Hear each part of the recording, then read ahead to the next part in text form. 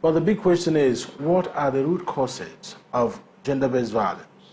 They say it's a pervasive issue in Nigeria, and specifically the southeast region.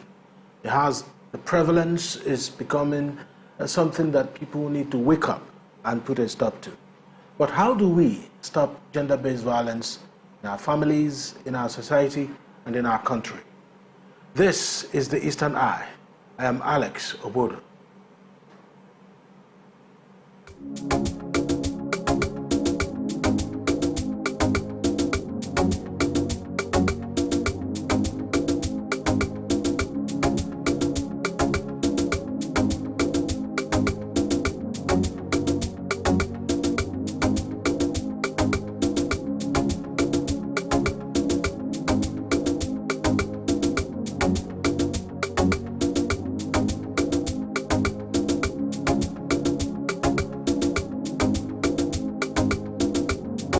Eye here on Afia TV, a program that X-rays the political, social, and economic developments around us. Joining me tonight on the Eastern Eye is Barrister Nnenna Anozie.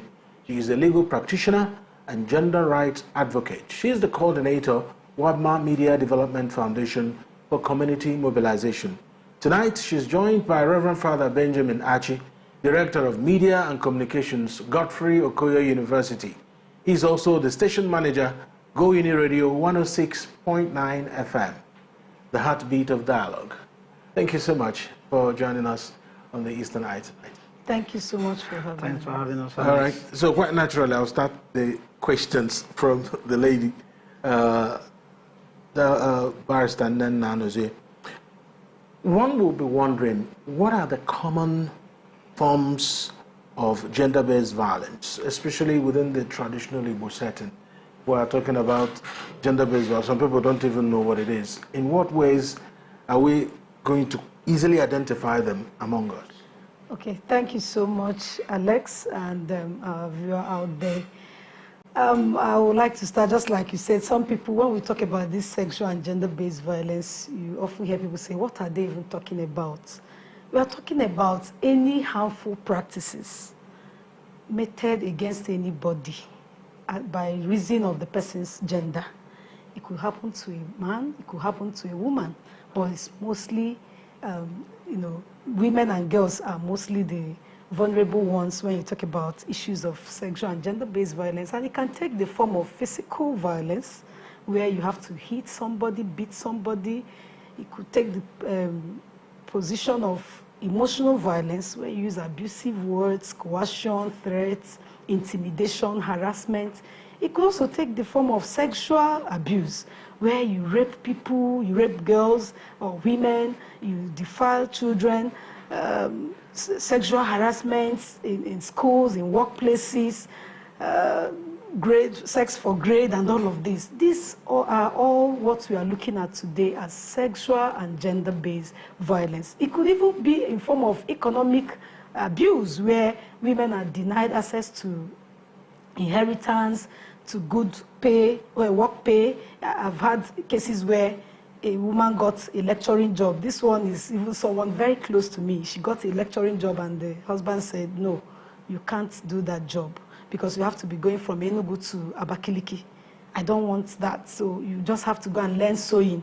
And this girl actually started learning how to sew. And I was like, and it was not as if this man was bringing enough money to the house. So some people will deny their wives even access to any kind of employment. Just stay at home, do the house chores, take care of my children, and yet you're not even providing sufficiently enough to take care of them. So these are all forms of gender-based violence we'll be looking at as the program proceeds. All right, thank you. Reverend Father Benjamin Achi, taking from what she has said, would you want to add anything in terms of the immediate manifestations of sexual and gender-based violence? Oh, well, I think Barrister did justice to the definition she gave, a very detailed one. The only thing I want to add is the one we tend to forget sometimes, and that is, verbal abuse. Gender-based violence may in some cases not be physical, may be verbal, Yes, I've known of cases where someone was entertaining suicidal thoughts because of what the spouse said to her, you know. And she kept saying that, look, well, he has never lifted a finger on me, but the kind of things he says to me on a daily, I mean, it's better that he even gave me a slap or hit me and didn't say anything. So, I mean, verbal abuse is another form of terrible gender-based violence that most often we don't even talk about. So, I mean, like I said, she gave quite some good details, but I just wanted to add that because sometimes we tend to forget. Yeah. I mean, it's very, very important that you had to slide that in. Yeah. Because words are powerful. Yes. All right, so, but to you now specifically, do you think that Igbo culture traditionally recognizes gender-based violence as a concept? Do you think that they actually have that understanding that it is an issue that needs to be discussed or given attention? Thank you very much, Alex. It's a very pointed question you've asked. That is actually where we have a problem. You know, one can only be committed to a cause when you are convinced there is a problem in the first place. You know, ours is a very patriarchal society, you know, where a good number of people, an appreciable percentage of the people, even when they don't say it, believe that the man is just there, up there at the head, and then the woman is a subordinate, or a second-class citizen, so to speak. You know, so when you talk about gender equality, many people, it doesn't sit well with a number of people, you know. So and that's where the problem is. So they don't really understand that when you say it, especially in a traditional Igbo setting, some people tend to interrogate that. They don't understand. When you talk about it, what we consider gender-based violence, they don't see any violence in it.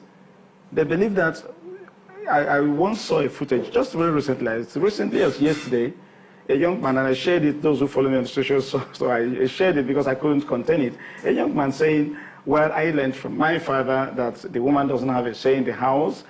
She's just there, just like every other pen I've got. I tell her to stand, she stands. I tell her to sit, she sits. She has no opinion, and she dare not interrogate me or question me on anything. And he was saying it with every air of confidence. You could see how, well, convinced he felt about what he was saying. So I think the problem we have is cultural, and that's what makes it very deep. You know, I mean, it's deeper than we think because those who are even supposed to be in the vanguard in the fight against gender-based violence are not even seeing anything wrong in what we are quarreling with. Yes, we were in a town hall meeting sometime last year. I think Barrister Anozie will still remember that. And I heard a traditional ruler say that part of ways a man could correct his wife is to hit the wife. That's a kind of correction. And this is a traditional ruler. Make no mistakes about that. I'm sure. So how would the wife correct the man, really? Good question. There's one question, yes. There's this other question that kept, ringing a bell in my head when he finished. Of course, there were some reactions, among the audience that showed that what he said didn't sit well with a good number of people. But one question kept ringing a bell in my head. This is a traditional leader, head of the traditional institution, and who is superintending over the affairs of a community. If a woman should walk into the palace of this traditional ruler to say, my husband abuses me, he hits me on a daily, and oh look, I can't take it anymore, I've come to you to complain. How is he going to adjudicate on that case? If he has that mindset that it isn't even wrong in the first place. So I did an article after that, that town hall we had, and in that article I was saying that, look, the devil is in the details. The problem is deeper than we think, because like I said a moment ago, when people who are supposed to be in the vanguard, who are supposed to lead the charge, are not even seeing any problem, I mean, we have a problem. We have a problem there. So the problem is deeper than we think. It's a cultural thing, and that's what makes it difficult. So it's deeper than the deep blue sea. Yes. Say, Barrister Anozie, when we talk about the traditional Igbo society, we're always talking about perceptions, and we'd like to know how issues of sexual abuse or coercion are viewed in traditional Igbo society and communities. Just like Father Achi has mentioned, if a traditional ruler believes that the only way to correct someone's wife is to probably slap the woman, I mean, how do you think they will view a larger problem if something has been identified as a problem? Do you think that people who want to get some kind of justice, if they have been maltreated or abused, do you think they will get it? All right, thank you so much. You see, this issue of sexual and gender-based violence is entrenched in our traditional settings, in our traditional institutions. And that is because, just like Reverend said, they don't see anything wrong with it. In Igbo, they will say, why?